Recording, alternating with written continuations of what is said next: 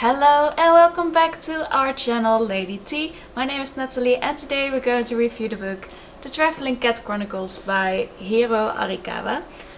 Just ahead of time, this isn't going to be a spoiler-free review, so if you haven't read the book yet and you're planning on doing so, don't watch this video just yet.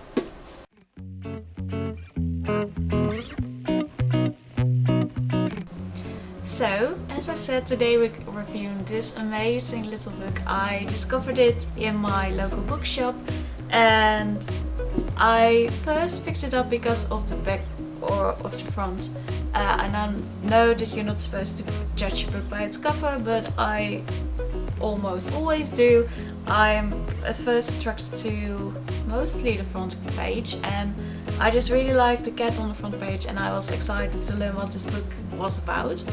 And the book is about a little cat called Nana, who it was a stray at the beginning of the book and is adopted by Satoru, and eventually they decide to stay together because sometimes a lot of the times actually, you read through Nana's from the cat's perspective in this book, which was really cute. This is a very sarcastic cat who knows exactly what he wants in life and what he doesn't want, and he is very smart. He is actually very smart, and all cat lovers and cat owners know that cats are very smart, just as dogs are.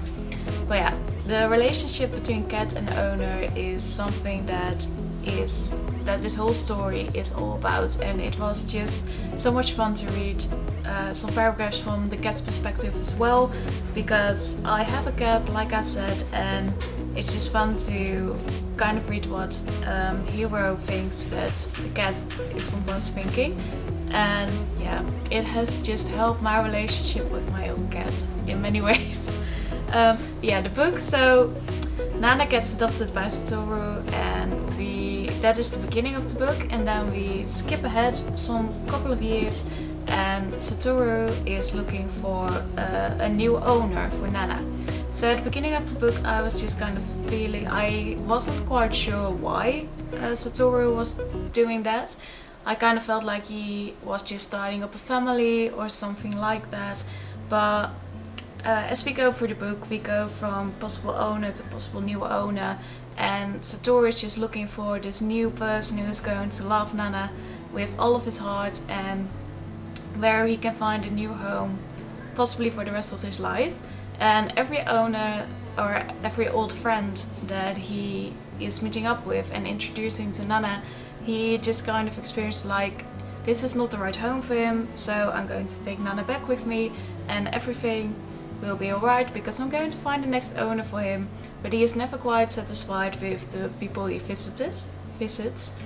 And what that told me is that there was something else going on, that he didn't just want to get rid of the cat because there wasn't a place for him in his life anymore, but he wanted to get rid of the cat, well, not wanted to get rid of the cat, but there was something else going on.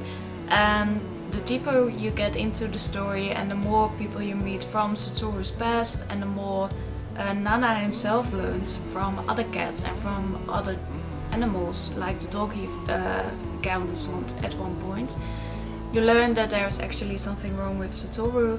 And at the end of the book he dies, and I cried so much when that happened because seeing everything from Nana's eyes, I became attached to Satoru as well, and it was really sad to see the story develop and to learn that Satoru didn't have that long anymore and that he was actually dying, which brought all of his old friends together again. But it was very sad for Nana, and to see how Nana actually tried to stay with him and just escaped and went back to his old way of life to just be with his owner, it was just so, it was a beautiful story. And at the end you can say that Satoru wasn't really Nana's owner, but they had this beautiful friendship of equality, and that they were just there for each other. Satoru had come to Nana's rescue when he was young, and now Nana was there for Satoru at the end of his life, kind of coming to his rescue as well. and I'm getting teary-eyed all over again. It was just a beautiful, amazing book, especially because of the slow build. And I've read so many books that with many stories I actually know what's going to happen a long ahead of, before the book ends. But now this time I was left wondering throughout a big portion of the book, and I actually liked that it surprised me and that it captured me kind of off guard. I really loved that, the mystery, the whole thing about it, the whole recognizable relationship between a cat and the person and his friend, his human friend. Because with my cat as well, what I found relatable throughout this book is that I often talk to my cat as if he were a person. I do that to my dog and my rabbit as well. Before I leave the house, I always tell them like, well, I'm going to be gone for so and so long, and I'm going to miss you, keep an eye on each other, and just be nice to each other overall. And I know that they probably don't understand me, but it is just, they become so much more than pets. They become real friends to me, and also to Satoru in this book. And it's just lovely to see that whole dynamic relationship between a pet and his human friends just displayed this way. It was very lovely. Yeah. And what I loved the most about the book was just the perspective of the cat. Nana is so incredibly sarcastic and so witty, and yeah, I just absolutely loved reading his parts. But what the beautiful thing was that even though the cat's point of view was my favorite point of view to read from, the other parts were just as exciting for me to read. So the pacing just never stopped, and I kept reading and reading and reading, and I felt I didn't want to put the book down, but sometimes I had to, because I had to go to school or to work or to volleyball or some things like that, and I just didn't want to, because this book just really grabbed me. Overall, I highly recommend that you read this book. It is emotional, it is a loving relationship, it is awesome, it is well written, it gives you a glimpse of